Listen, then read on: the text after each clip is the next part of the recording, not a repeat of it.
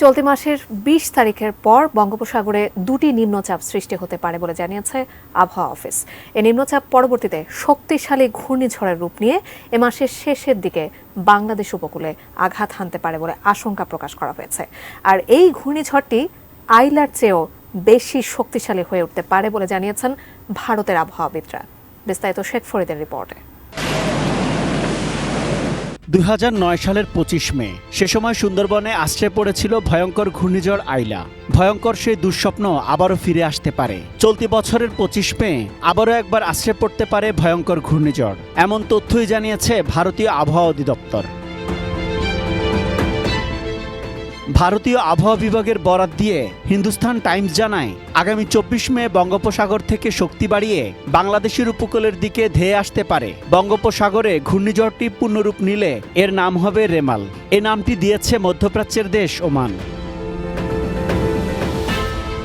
পূর্বাভাস অনুযায়ী বঙ্গোপসাগরে দুটি নিম্নচাপ সৃষ্টি হতে পারে। এর মধ্যে আগামী ২০ মে থেকে একটি ঘূর্ণিঝড়ের গতিপথ স্পষ্ট হতে পারে, যা ২৪ মে থেকে শক্তি বাড়িয়ে স্থলভাগের দিকে এগোতে পারে।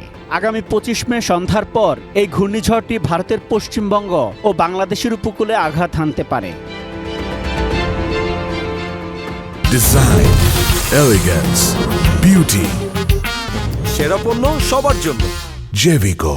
প্রতিবেদনে আরও বলা হয়েছে, এই ঘূর্ণিঝড়ের কারণে ২৪ মে রাত থেকে উপকূল এলাকায় বৃষ্টি শুরু হতে পারে, চলতে পারে ২৬ মে পর্যন্ত।